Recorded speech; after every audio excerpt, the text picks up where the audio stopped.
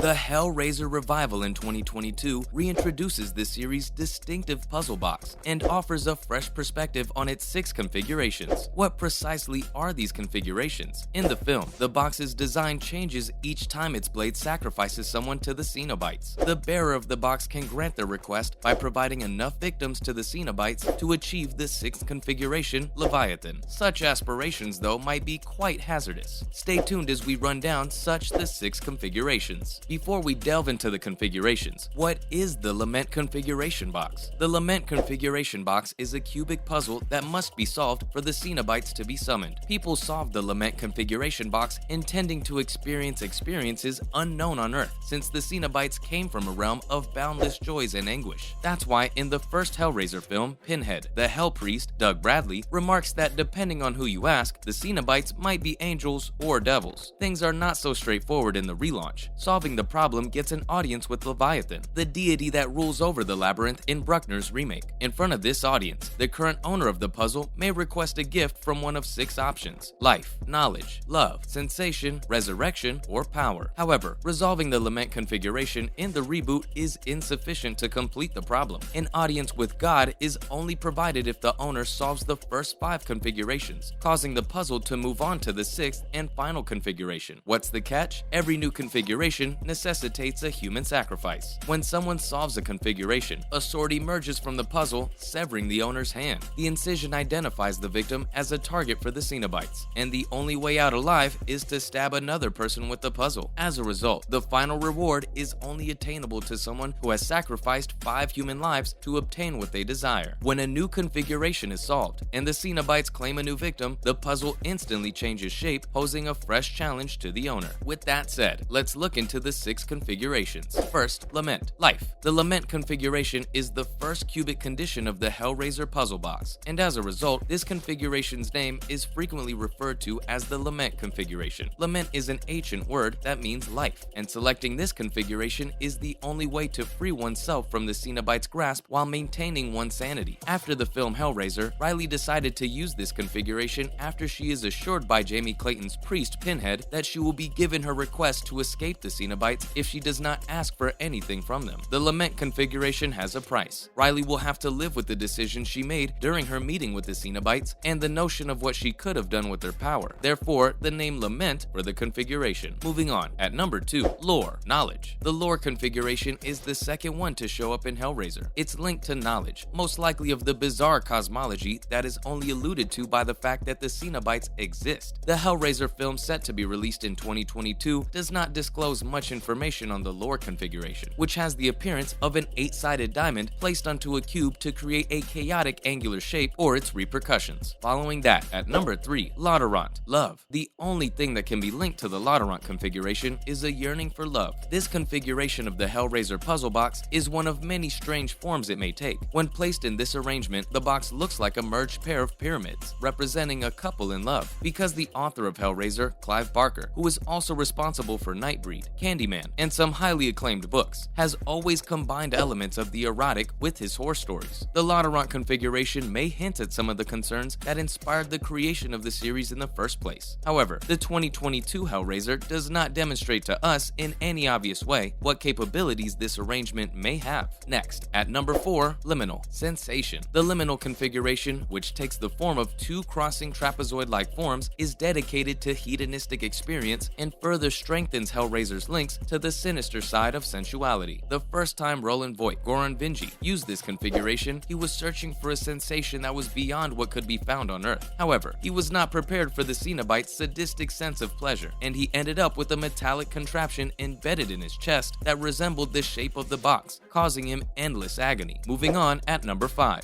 Lazarus. Resurrection. The biblical figure Lazarus inspired the naming of the arrangement known as the Lazarus configuration, which is shaped like a sloping rectangular prism. This plays a part in Hulu's reboot of Hellraiser, in which Riley initially intends to use this configuration to resurrect her brother. Still, he falls victim to the puzzle box while attempting to save Riley from what he believes to be a drug relapse. Riley's plan to use this configuration to bring her brother back to life plays a role in the event. In the end, Riley decides not to use the box in this manner, and it's not clear what limitations this particular ability would have imposed on her. Following that, at number 6, Leviathan. Power. The Leviathan configuration, which depicts 6th, the final form of Hellraiser's puzzle box, is shaped like a diamond with 8 sides and sharp points. The person who now has the box has the potential to acquire the reward that is connected to any one of the other 6 possible configurations after this formation has been completed. Roland Voight is given a second chance to choose power, and he takes advantage of this opportunity by becoming a Cenobite. Leviathan is the name given to the King of Hell, who was in charge of the Cenobites in earlier iterations of the Hellraiser franchise. This monarch is represented by a massive rhombus in Hellraiser 2: Hellbound, because this may still be the entity responsible for granting wishes and spawning Cenobites in the Hellraiser reboot. The configuration has been given the moniker Leviathan. Next, why Riley doesn't resurrect Matt with the puzzle box reward. Riley's whole Hellraiser narrative is around her attempts to undo her errors. She embarks on the dangerous road of completing the box puzzle and earning a boon to revive her brother, Matt, as soon as she learns about the Lazarus configuration. Her motivation for pursuing the problem is perhaps nobler than Voight's, but it's still self-serving because she avoids accepting responsibility for and repenting for her misdeeds. She decides not to renew Matt, played by Brandon Flynn from 13 Reasons Why, to cast, after recognizing that her wish to escape living with regret is no different from Voight's craving for eternal pleasure. Her choice qualifies her for the Lament configuration, which completes her journey by being the first configuration she solves to unlock Pandora's box. Riley's refusal to accept a boon reflects her realization, unlike Voight, that the Cenobites always keep their promises, never in the ways one expects them to. Riley's main plot also reflects her experience of substance misuse. Just like her addictions harmed her relationships with her loved ones, she endangers her pals by compulsively attempting to finish the puzzle. Her encounter with the Cenobites compels her to undergo profound catharsis. This eventually helps her accept the grief and misery that come with being human rather than seeking an escape from her feelings. Her narrative culminates by establishing that the Hellraiser remake is not about a traditional good versus evil conflict. Instead, the Cenobites are used as virtual narrative devices to depict the many moral spectrums that divide the film's human protagonists. Finally, how the puzzle box in Hellraiser 2022 compares to the original film. The puzzle box at the crux of Hulu's 2022 reimagining is far more intricate than the one depicted in the 1987 Hellraiser film. The previous puzzle box only has one configuration that, when solved, summons the Cenobites. Frank and original Hellraiser heroine Kirsty Cotton tackle the 1987 box, which appears to have some form of compulsion that seduces individuals into cracking it. The Cenobites can be expelled back to their domain by reversing the box's solution. In the original Hellraiser, the Cenobites' powers were not especially bound to any configuration of the box, and the obligation to murder other people is also unique to the 2022 remake. These distinctions demonstrate how much more complicated Hellraiser's mythos and the universe have gotten throughout 11 films, novels, and comics. The Cenobites and puzzle box are more of a metaphor for pursuing hedonistic pleasure at any cost in Clive Barker's original narrative. In contrast, the 2022 Hellraiser adaptation presents a considerably more precise and intricate depiction of what the Cenobites may do to and for people who summon them. Suppose the Hellraiser reboot is successful and leads to other stories in the same vein. In that case, they may go deeper into the meaning of all 6 configurations, the depths of the Cenobites' domain, or perhaps the laws controlling other puzzle boxes in the Hellraiser universe. Which version is more intriguing is entirely up to the viewer's preference. That marks the end of our video for today. We hope you enjoyed it. On your way out, make sure to hit that subscribe button for more content like this in the future. Thanks for watching, and we'll see you in the next one.